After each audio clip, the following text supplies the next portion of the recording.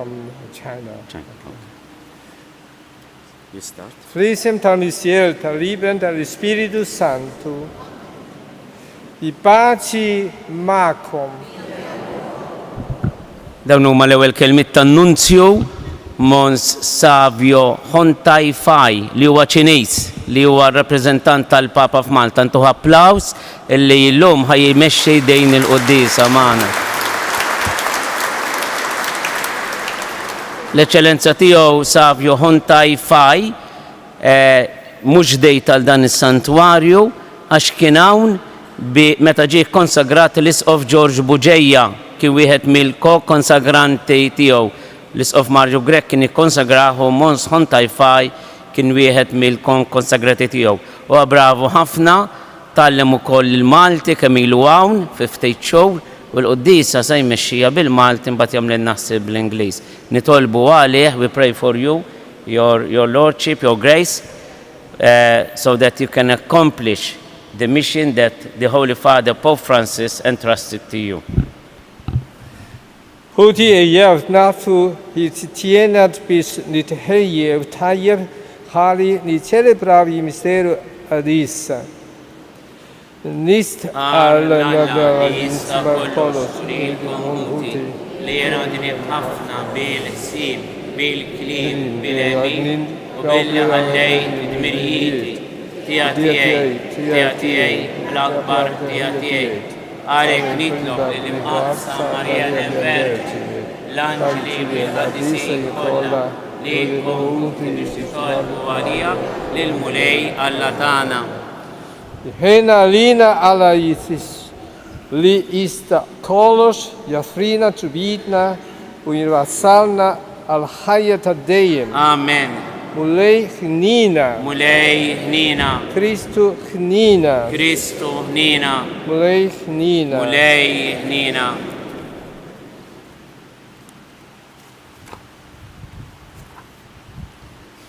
Nitolbu.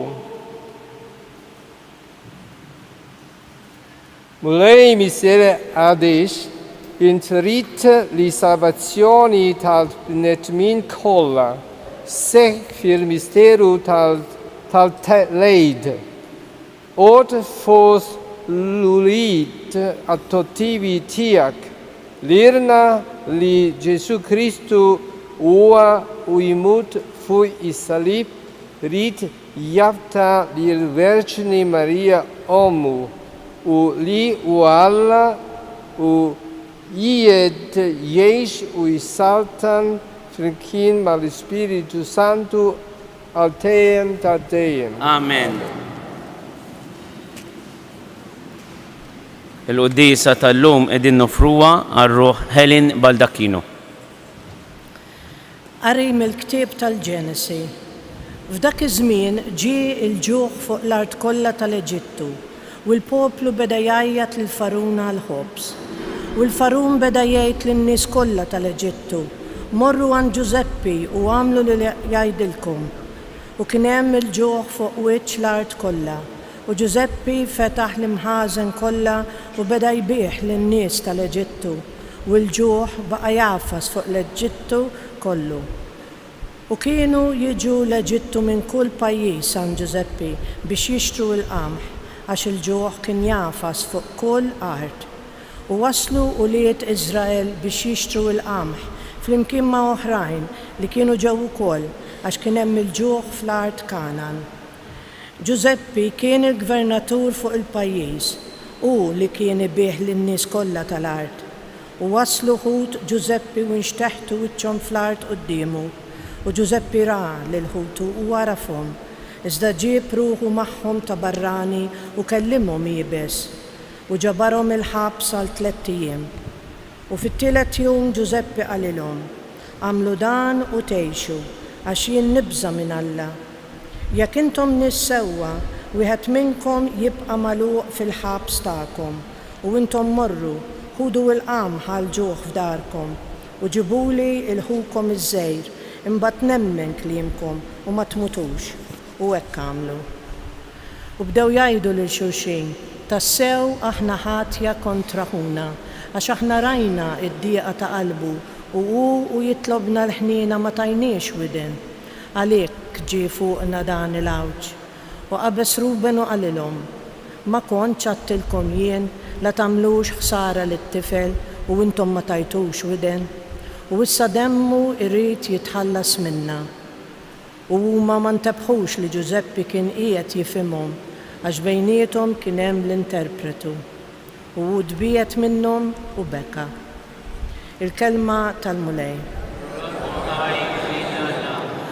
Ħatkun mulej it-tiba tiegħek fuqna. Ħatkun mulej it-tiba tiegħek fuqna. Faħru l-mulej bid-daq taċ-ċetra, għannulu fuq l-arpa baxar kordi, għannulu għanja ġdida, doqqulu bis-sena u bleħen qawwi. Ħatkun mulej it-tiba tiegħek fuqna. Il-mulej ixejjen il-femiet tal-ġnus, ifixkel il-ħsibijiet tal-popli, imma l-fema tal-mulej tibqa għal dejjem minn żmien għal żmien il-ħsibijiet ta' moħħu. Ħatkun Ara, għajnejn il-mulej fuq dawk li jibżgħu minnu, fuq dawk li jittamaw fit-tieba tiegħu biex jeħilsilhom mill-mewt ħajjithom u jaħjihom fi żmien il-ġuħ.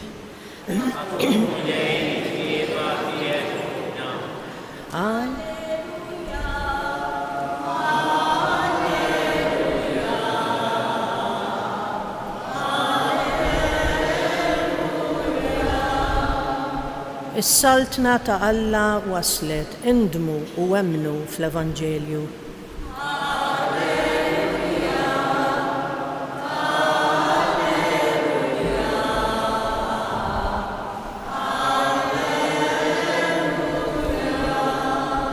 Fitxu in-naċ il-mitlufa tad-dar ta' Iżrael, il-mulej ma'kom.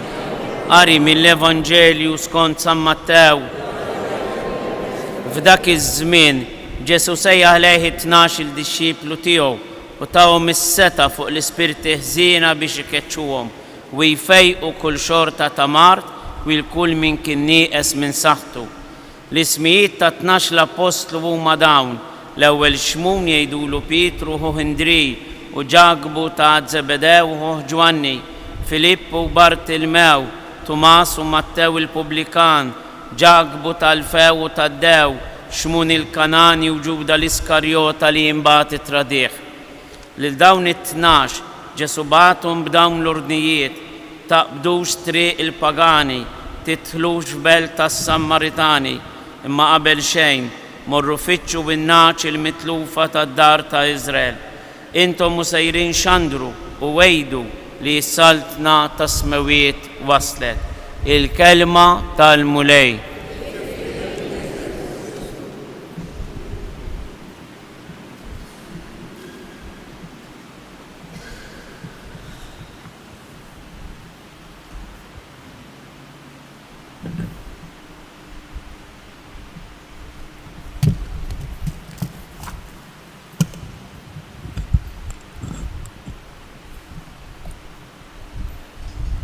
Li kullu wieħed u waħda minnkom nixtieq invalsa isbat xogħol għal Quddiesa tiegħu Papa Franġisku li għadu jieħu pjaċir bil-memorja sbieħ taż-żjara apostolika tiegħu sena l-ora u se Erbgħa għall-imħabba l-appoġġju u tal-tagħkom.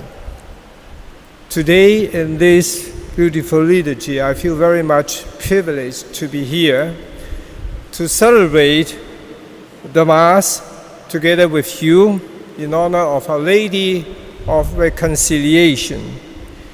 Indeed, the first reading reminds us of the beautiful story of Saint Joseph, who was betrayed by his brothers, but God has His own plan, providence. So they gathered together, the other brothers came to Egypt for food, and God, more than food, gave them reconciliation of the family. And today, also in the Gospel, Jesus called 12 apostles. Well, not 12 persons, they are perfect, they are they have their also shortcomings, but they managed to stay together because Jesus called them. And Jesus knows that their characters are different. So even Jesus gave his own mother to the disciples and to take the disciples as her children so that they can be united, they can be reconciled. And today we come to this beautiful sanctuary. We place our petitions and perhaps also some troubles, either in the family or in the field of work or in our communities. Everybody needs the grace of reconciliation. First of all, reconciliation with God, reconciliation with people. And reconciliation is a journey of love. And in this journey, we need some special help. And Jesus, so good to us, and gave his mother to all of us. And I remember a song called "You Raise Me Up." And the song says something like this: when I'm down and oh my soul so weary, and when troubles come and my heart burdens be, and I'm still and wait here in the silence. Yes, sometimes we come to this sanctuary because we travel through time, but sometimes we glimpse eternity. We feel enslaved by sin, but we find freedom and reconciliation. We are threatened by death, but we are comforted by the love that is stronger than death. Today in the liturgy, every word of God says that love will win everything, every difficulties, will bring us to unity. Every chanting confirms our belief in reconciliation. And the song goes on like this: you raise me up so I can stand on mountains. You raise me up to walk on stormy seas. I'm strong when I'm on your shoulders. You raise me up to more than I can be. If you can sing together with me, the last few words, you raise me up. You raise me up so I can stand on mountains. You raise me up to walk on stormy seas. I am strong when I am on your shoulders. You raise me up to more than I can be.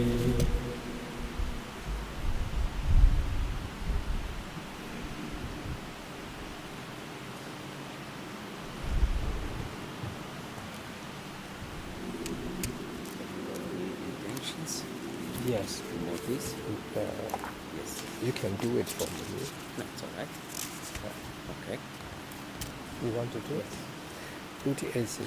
Quddiesa jew bħala Knisja mwaqfa minn Alla l-ġid tal-bnedmin, inresqu dawn it-talbiet tagħna lil Missier aħna u ngħidu qaddes il-poplu tiegħek mulej. Qaddes il-poplu tiegħek mulej. Should I do it myself? Għall-Knisja sabiex tħabbar il-bxara tajba tas-saltna fil-faqar u fl-umiltà nitolbu. Għal dawk li m'għadhomx jeżerċitaw il-Ministeru Saċerdotali li jirċevew sabiex il-grazzja u l-ħina Alla takkumpanjahom fl-għażliet li jagħmlu fil-ħajja nitolbu. Għal min qiegħed isofri fir-ruħ fil-ġisem sabiex id-batija tagħhom maquda mal-passjoni ta' Kristu tqaddes u ssaffi lill-Knisja nitolbu. Għalina u għall-eżiz tagħna illi nġibu f'qalbna, speċjalment persuni li wednihom it-talb tagħna matul din il-ġimgħa. Nitolbu għal żewġ persuni partikulari illi għandhom bżonn ħafna l-għajnuna tal-Madonna fit-testijiet mediċi illi għaddejjin minnhom. Ħalli l-Madonna tfarraġhom bil-preżenza tagħha u bil-preżenza ta' Bina Ġesu. Nitolbu annunzju apostoliku tagħna Monsignor Savio Hontajfaj biex jaqdi din il-missjoni b'fedeltà u b'missjoni ta' ġenerożità lil Papa afdalu. Nitolbu għalina il-kol u impoġġu l-għajnejn tagħna ma l-għajnejn tal-Verġni Marija ħalli jitħares ħarsa taħnina fil-waqt li ngħidula bil-qalb. Quddiesa Marija Omm Alla, itlob għalina midinbin issa u fis-sija tal-mewt tagħna. Ġeddet mulej l-Ispiritu Quddies tiegħek fil-Knisja sabiex safja u bla teba' quddiemek tiċċelebra f'din l-art il-liturġija illi tantiċipa l-qima li tingħata għal dejjem lilek fis-sema bi Kristu Sidna. Amen.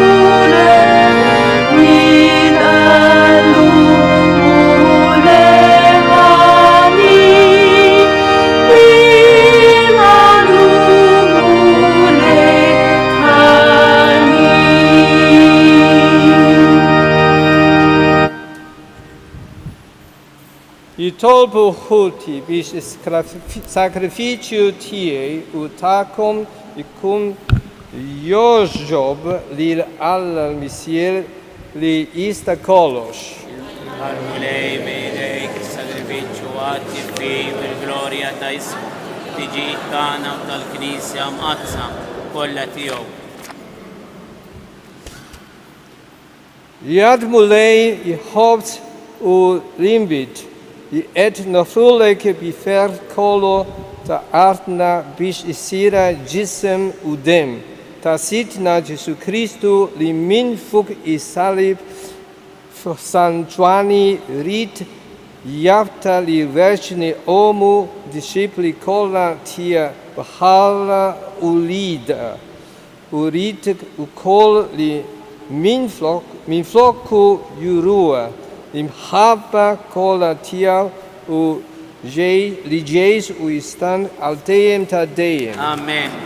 Imulej ma'kom. Jekk ukoll. Nerfug. Nerfgħu mill-lejl il-mulej. Nitru ħajja lil mulej għal tagħna. Hekk sewwa u xira. Sewa u xira ta' sew mulej Missier Quddies għal ta' dejjem li tista' kollox tajjeb u taġid għal salvazzjoni tagħna li dejjem u kullimkien introdutek ħajja. Għaliex ħdejn is-salib ta' Ġesu bħala aħħar xogħol Quddiesa tiegħu. Sekk rabta kbira ta' mħabba bejn il-Verġni Marija u disċipli kollha ta' mulej u disċipli żew ftajt li l-Om Ġesu biex tkun omon u huma laqgħu li Om Verġni bħala lejżes wirt li ħallinkom li malem tul-isminijiet hija dawk kollha li jemin u huma dejjem jirrikorru rija bla visa ta' xejn hoopt li Birga vrouw u lieden, u oma wacht li jachtu widen, at twisizit taha, jochu klim in imalen tahom, bil at taya kola ta ansli, verhana alteien udimek, Emil kobor tiak, frinkin ma tahom il nitolpu, titifhir tana uakta li mahum li firchu tenulek. Adis, Adis, Adis, mulejalla tal-Eżer, isme witular, mimrija bil-glorja tijek, Osanna flola tasmewit, mbirek min ġej, fisem il-mulej, Osanna flola tasmewit. Atis tasewi inti mulej inti lain ta Quddiesa. Adis leke nitopu tan l'offerti bi barca del Spirito tia, usisira alin gisem utem tasidna Gesù Cristo, vi metta kinse inada bis minhrai ibati, ha hobza Adrihai asam taliti shipli tia u al, hulu ikol mindan, astan ua cisni, li inada alikum.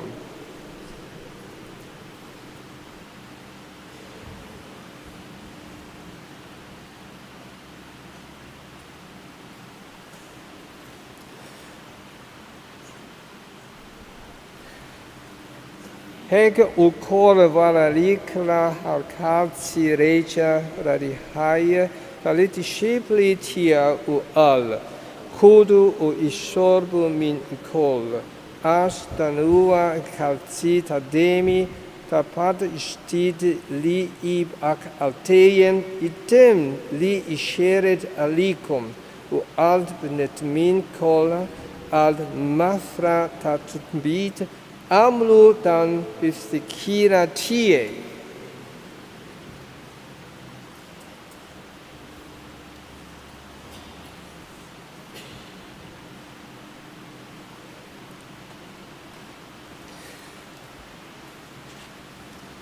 Dan nul misteru dal fili. Inħabru il-mem tiegħek mulej, xandru il-fer, għawbi tiegħek, stennew, ma tiġi fil-glorja. Alleg achtna unablu dan piftikira tal-mew ta' amin ta' sidna Gesù Cristo nofrulek mulej, vi hobs tal-ħajja u l-kalzi ta' salvazzjoni, rotulek ħaj az joġbok ta' achtna għaw u dimek bis nachtuk. Umi ciò contana li tolpu l'Spiritu Santo, li atna iftisem vichet lirna, li hiltu zem mid-ġisem u dem ta' Kristu. Ftakar mulej fil-knisja tiegħek imxerda mad-dinja kollha, meta fl-imħabba fl-imkien mal-Papa Franġisku, l-Isqof tagħna Anton, l-Arċisqof Savio Hontajfaj li qed jippresedi din iċ-ċelebrazzjoni u l-ministri tiegħek kollha. Ftakar fil-qaddejja tiegħek Helen Baldacchino illi jgħoġbok issejħilha għal għandek minn din id-dinja għamili kifi bil-mamudija mietet fibnek u bħal ibnek, ek ukoll fibnek u bħal ibnek tirxox tal-ħajja. Ftakar ukoll fħutna li raqdu bit-tama tal-qawmin, ftakar fil-mejtin kollha, daħalhom quddiemek fid-dawl tas-seb tiegħek. Ħenna għalina l-koll nitolbuk, għati lilna wkoll il-wirt tal-ħajja ta' dejjem flimkien mal-Verġini mqazzhom Malla Marija, ma' żewġa San Ġusepp, mal-Apostli, mal-qaddisin kollha li jgħixu fil-biberija tiegħek sa mill-bidu tad-dinja, għamel li magħhom infaħruk u insebħuk Ġesu Kristu ibnek. Bi Cristo, ma Cristo fi Cristo, in nada li legala miseri di sta colos, primchima al Spirito Santo, calzifu gloria, al teiem ta' Amen. jew nitolbu kif għalimna u tridna namlu iben ta'Alla għal salvazzjoni tagħna. Misirna Fismewit, bidadis isme, tiġi sanate, ikon it-trittin kif is-Sema ekta flat, ofna tulijum atinalum, afrina tibidna bħalna fil-minu ħati għalina, ona taħnix fil-iċrib ista esnisna mideni. Eknisna li tobu mullej min kuldeni atina fitiba u nina tijak. I pazi fitsmina vish ikonu hilsa dejem mit nub harsa min kul inquiet. Akna nistenev u nitalmev lena miġja ta' Salvatur tana Ġesu Kristu. Għaxtijek jgħajsadna il-qawwa u il-glorja għal-dejjem. Mulej Ġesu Kristu li jgħid li apostoli tijak imħalikom jislim natikom jislim tije natħarix lejn zdubidna istaħares lejn il-ħidi ta' knisja tijak għatija slim u lakta l-tintrifija li tintejx u saltan għal-tejem ta' tejem. Amen. I paċi ta' mulej tkum tejem ma'kom. Miek u koll. Għatu il-paċi li l-xurxin. Thank you. Congratulations for the Maltese.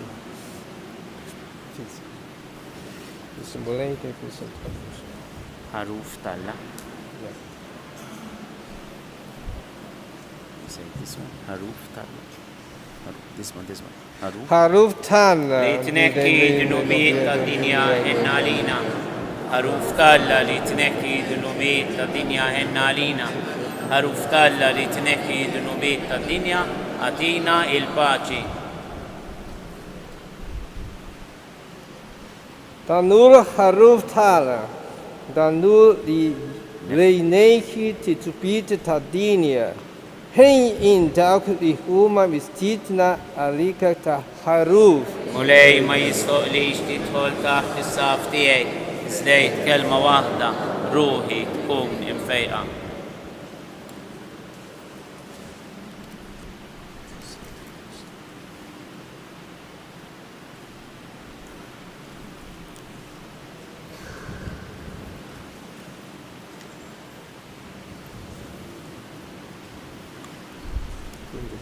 Yes.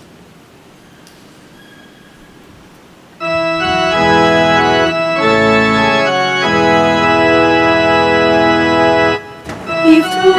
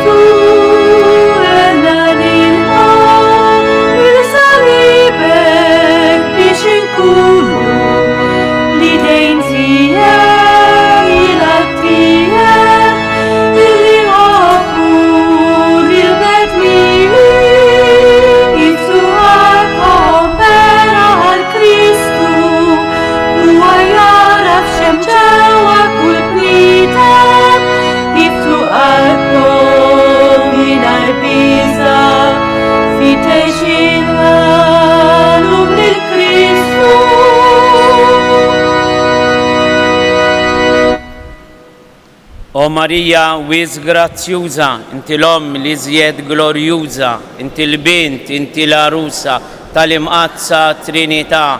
Mela lilek, o Marija, aħna nagħtu kull foħrija sabiex miegħek imennija ingawduk fl-eternità għal-murda u l-familji kollha tagħna. Slim għalik, Marija bil-grazzja mimlija il-mulej miegħek, imberka inti fost in-nisa, imbierek il-frott tal-ġuf tiegħek Ġesu. Slim għalik, Marija bil-grazzja mimlija il-mulej miegħek, imberka inti fost in-nisa, imbierek il-frott tal-ġuf tiegħek Ġesu. Slim għalik, Marija bil-grazzja mimlija il-mulej miegħek, imberka inti fost in-nisa, imbierek il-frott tal-ġuf tiegħek Ġesu.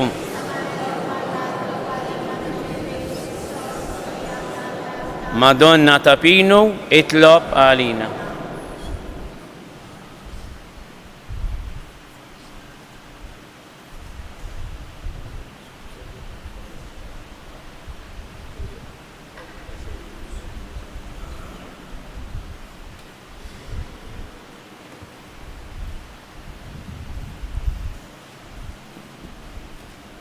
Nitolbuk.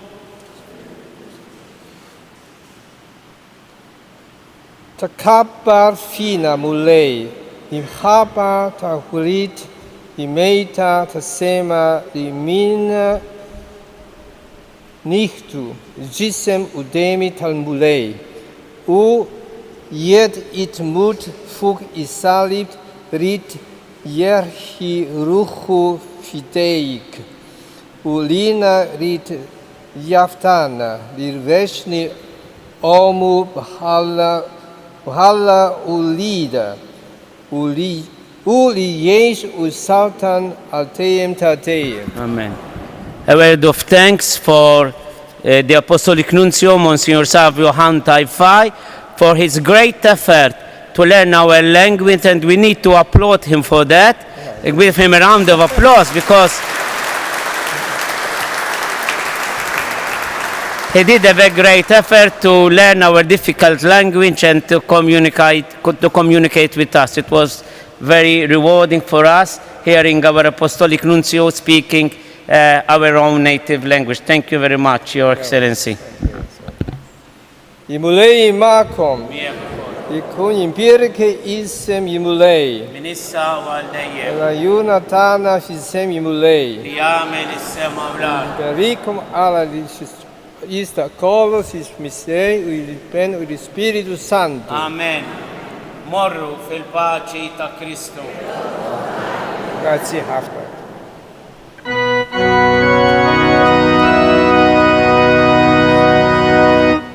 Madonna ta'